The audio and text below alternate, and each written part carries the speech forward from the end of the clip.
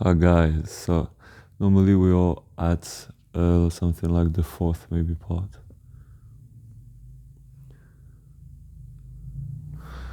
of an introduction concerning the dimensions.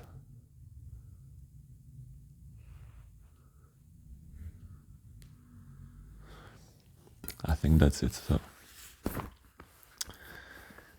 here we are.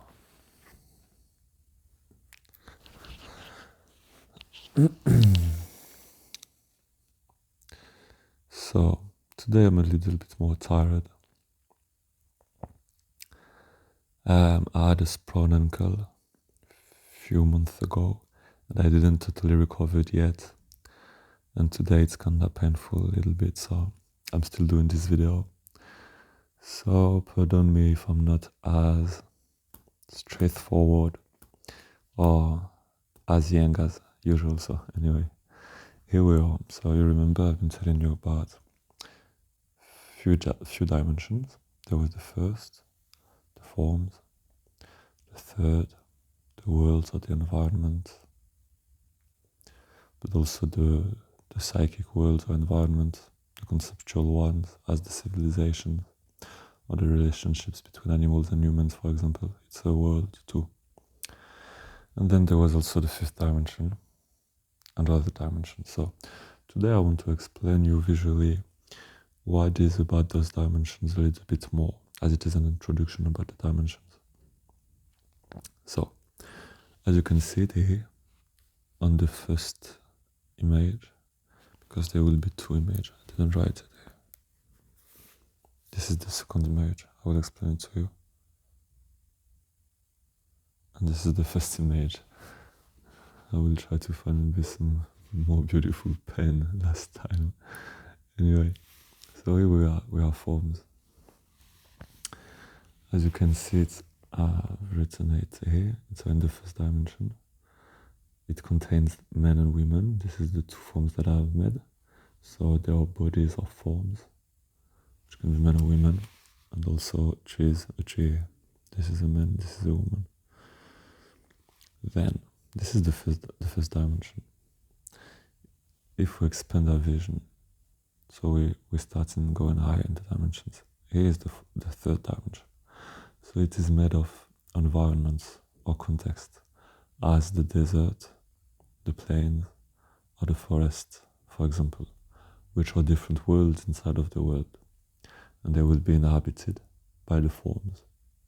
So here the humans, but also the trees.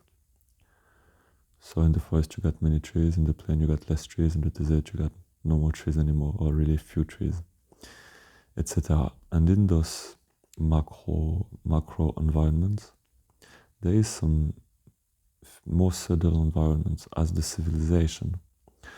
A certain civilization can rise because of the environment which is abundant enough for it to rise.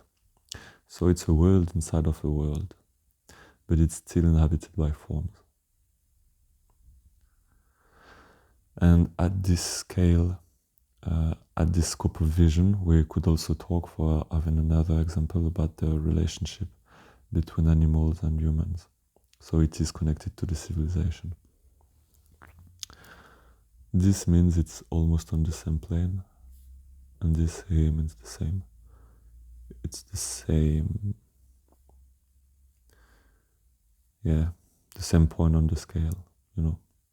This is a wider view, and this is a more narrow view. Yeah. So I've written something there. Let's have a look at it. So yeah, first dimension, I told you what it contains. A third dimension. So those dimensions, as they are yang dimensions, they contain forms. And third dimension will contain environments. So it will be, an environment is a macro structure which is made of individual structures. As an environment, for example, a forest is made of water, rivers, trees, animals, the humidity in the air, the clouds, the density and the frequency of the clouds, and all of these things which are individual structures. When they work together, it creates an ecosystem or an environment.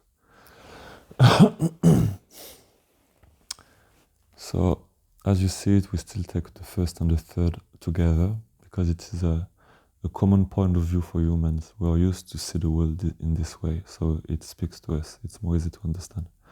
And it is a pertinent connection to make, so it is why. Then we're going to resume all this image here. So this is the first dimension and this is the third dimension. Add those two lines, first dimension here and third dimension here. So it looks like that. Okay, first, third. So this was about the first image, so you understand more.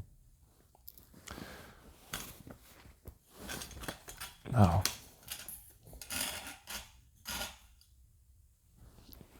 let's move at the second image, which is a little bit more interesting for us now. So in the second image, as you can see, the periphery of this sphere, which is another dimension, it's the fifth dimension here.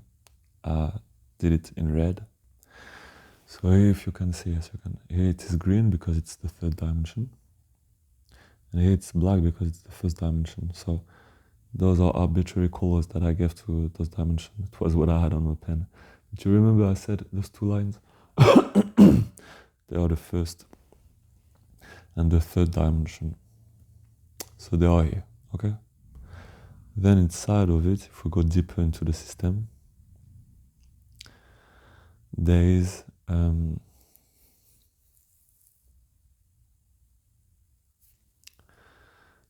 I told you creation begins by the higher dimensions and ends with the lower dimensions.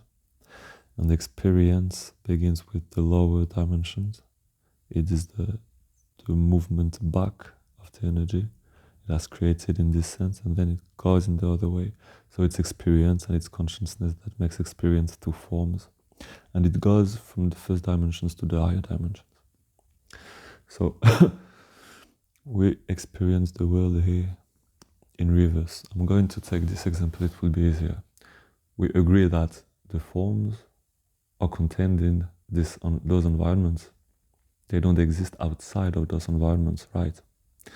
So it's because in the experience or in reality, so after the creation has happened, everything is reversed. So we experience the dimensional system in the reversed way.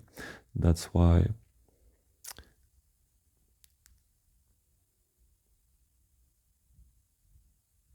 if you're not conscious of a world, of an environment, it doesn't really exist for you. If you don't know that the desert exists and you never went there, no one told you about this, and you never hear about the desert during all your lifetime, did it has existed for you? No, we agree. But your body will always exist for you as long as you're conscious. So the first outer environment that you have is your body. It is the first outer environment. This is what is the most far. And then the world exists because you're conscious of them, because you've been there or you experienced it. So it's linked to an inner person who has experienced it and who has registered the experience, but also interpreted it to understand it. It has understood what it has lived here. So it's all about inside, in a dimension. So the world exists first inside of you. The different environments, they exist inside of you because you're conscious of them, because you're living experiences inside of them. Even though they can be considered as forms, as your body, so they are outside of you. But the only difference between your body and the world is that you are centered in your body. Your consciousness is centered in your body. But from another one point of view, you are just another object making the world, so you are the world. So there's no difference between the forms and the world. The world is made of forms. So anyway, for you to understand how the dimensional system is reversed, then inside of you there is the world. And inside of this context, let's take a memory of you in the desert, for example, now, or a memory of you in the forest. You have felt feelings for someone you love in the forest. All your feeling of love, your memory of this is contextualized, is placed inside of this inner environment, the memory you have of the forest. If you remember you kissing this person, it was in the forest. So inside of you, inside of the environment, which is the forest, there is another dimension, which is your feelings, the dimension of your feelings, the fifth dimension, which is still inside. So that's why everything is inside in the experience mode. But in the creator mode, everything is outside of you, meaning that the first energy or space starts by what is the most subtle. So it makes the creation starting by what is more subtle, so what is more, like the galaxies or things like that. So anyway, we're going to stay focused. I think I explained you enough well how it is inside of you. But for the creator point of view, it creates first the space and then the materials, finishing by the forms which are inhabited. So from the creator point of view, everything is the opposite, like everything is outside of it because it's the creator, So you have another point of view on the reversion that happens. So here, there is the fifth dimension. This is a field of experience or a field of knowledge or a memory inside of you. So this is inside of you a field of experience. You have experience in mastery, for example, mastering an art, a form of art. This experience is inside of you, right? Then the knowledge is inside of you and the memories are inside of you. And those are what makes you in a dimension. Those are what is based on your personality. Those are what is based on your daily feelings, the way you will live your life based on your feelings. And those are what depends on, how well you feel inside of you, how well feels your inner being, because it is surrounded either by things it likes, it has a good resonance with, or things it don't like, and it's inside of the fifth dimension. So here the eye I've drawn is the eye of the spirit. There's two cases here, but there can be many other cases just for having an example. Here it is wide open, so it's someone who has experience in this field or in this memory. For example, a 90-year-old man who remembered his whole life. He will have many things inside of it, and he will have a high point of view on it, a wide scope of vision on it. He will have some wisdom, And here is another example, like this same a man who is, let's say, 50-year-old, but starts learning guitar. So he will know few of how to play the guitar. It is what it's now. There will be still a part of uncertainty, like something he know it exists, but he don't know really what it is. So his eye is less open, and this is what I've schematized here, the two images. But anyway, so the eye here is the consciousness. It's the first eye or the eye of the spirit. The spirit being the yang polarity